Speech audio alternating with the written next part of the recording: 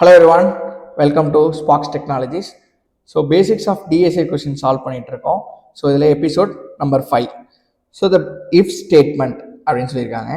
Question என்ன அப்படின்னா, you are given a number N, you have to use the if statement to print big.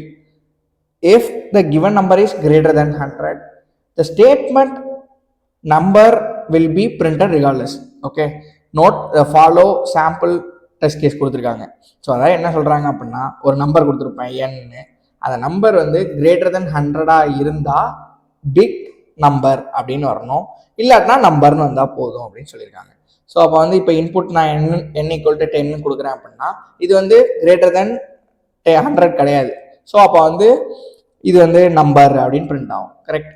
So இப்போ இது 101 அப்படின்னு input கொடுக்குறேன் அப்படின்னா பிக் அப்படின்னு பிரிண்ட் ஆகணும், ப்ளஸ் நம்பர் வந்து டிஃபால்ட்டாக பிரிண்ட் ஆகணும் அப்படின்னு சொல்லியிருக்காங்க.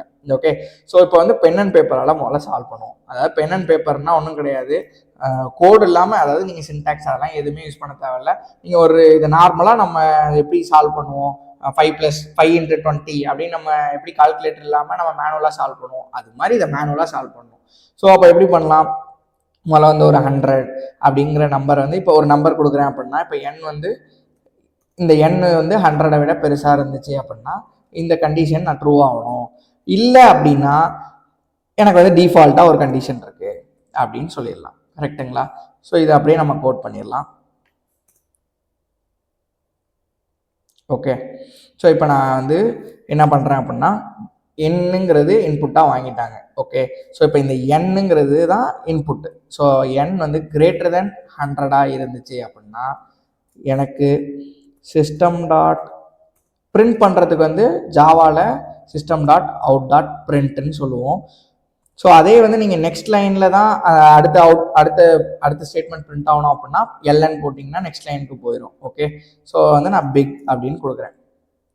ஓகே, ஸோ நெக்ஸ்ட் வந்து எல்ஸ் இல்லை அப்படின்னா, அதாவது இந்த கண்டிஷன் ஃபெயில் ஆகிடுச்சு அப்படின்னா நான் வந்து system dot out dot println number அப்படின்னு கொடுக்குறேன். ஓகே, ஸோ இப்போ நீங்கள் இதை செக் பண்ணி பாருங்கள். அதாவது இப்போ 10 நான் இன்புட் கொடுக்குறேன் அப்படின்னா இங்கே வரும் ஃபஸ்ட்டு இந்த இஃப்பில் வந்து என் வந்து 10 இருக்கும். ஸோ அப்போ இது ஃபால்ஸ் ஆயிரும். ஸோ அப்போ வந்து இது வந்துடும். ஓகே, ஸோ நெக்ஸ்ட் அதே வந்து பார்த்தீங்கன்னா இப்போ 101 கொடுக்கும்போது பிக் பிரிண்ட் ஆகும், பட் ஆனால் வந்து எல்ஸ்குள்ளே போகாது. ஓகே, ஸோ அப்போ என்ன பண்ணலாம் அப்படின்னா இந்த எல்ஸே தேவையில்லை. ஓகே, ஸோ இப்போ இந்த எல்ஸே தேவையில்ல அப்படின்னா இப்போ பாருங்க 10 கொடுத்தோம் அப்படின்னா இந்த கண்டிஷனில் ஃபெயில் ஆகி நம்பர்னு பிரிண்ட் ஆயிரும். அதே 101 கொடுத்தோம்னா இந்த கண்டிஷன் ட்ரூ ஆயிரும். ஸோ அப்போ இந்த கண்டிஷன் ட்ரூ ஆனால் பிக்னு பிரிண்ட் ஆயிரும். அடுத்து இது டிஃபால்ட்டாக பிரிண்ட் ஆயிடும் நம்பருங்கிறது. ஸோ அப்போ வீஸாக நமக்கு தேவையான இன்புட் கிடைச்சிருச்சு. இதை நான் ரிட்டன் டைப் அப்படின்னு ஒன்று இருக்கு நம்ம ஜாவா ஃபங்க்ஷன்ஸில். ரிட்டன் டைப் வந்து வாய்ட் அப்படின்னு கொடுத்தோம் அப்படின்னா எதையும் நம்ம ரிட்டர்ன் பண்ணல இந்த ஃபங்க்ஷன்லேருந்து அர்த்தம். நீங்கள் பிரிண்ட் பண்ணி பார்க்கலாம், இல்லை நீங்கள் ஏதாவது ஆப்ரேஷன்ஸ் அப்டேட் பண்ணி பார்க்கலாம், அது மாதிரி நெக்ஸ்ட் லெவலில் இருக்கும். ஸோ இப்போ நீங்கள் வந்து பைத்தனில் யூஸ் பண்ணுறீங்க, இல்லை ஜாவா ஸ்கிரிப்டில் யூஸ் பண்ணுறீங்கன்னா அதுக்கு ஏற்றாப்புல சேஞ்ச் ஆகிட்டு இருக்கும். அதுக்கு ஏற்றாப்புல நீங்கள் இப்போ பைத்தனில் பிரிண்ட்னு யூஸ் பண்ணுவீங்க, ஜாவா ஸ்கிரிப்டில் வந்து console.logனு யூஸ் பண்ணுவோம்.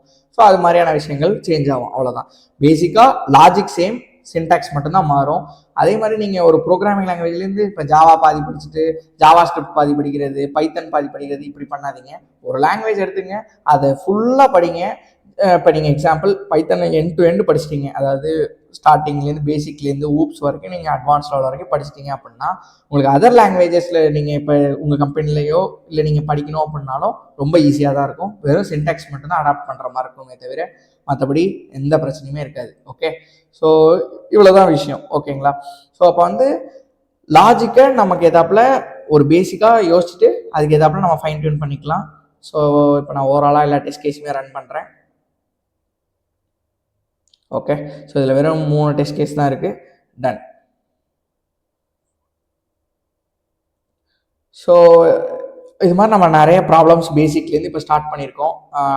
இது அடுத்தது நெக்ஸ்ட்டில் வந்து பார்த்தீங்கன்னா இன்டர்வியூவில் கேட்ட கொஷின்ஸை எடுத்துலாம் சால்வ் பண்ண போகிறோம். ஸோ அதனால் நம்ம யூடியூப் சேனலை ஃபாலோ பண்ணல, சப்ஸ்கிரைப் பண்ணல அப்படின்னா பண்ணிக்கோங்க. கீழே டிஸ்கிரிப்ஷனில் வாட்ஸ்அப் சேனல் அண்ட் வாட்ஸ்அப் குரூப்கான லிங்க்கும் இருக்கும், அதில் நீங்கள் ஜாயின் பண்ணிக்கோங்க.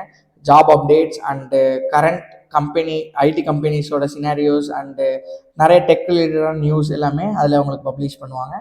ஸோ நெக்ஸ்ட் ஒரு ப்ராப்ளம்ல மீட் பண்ணலாம். Thank you so much.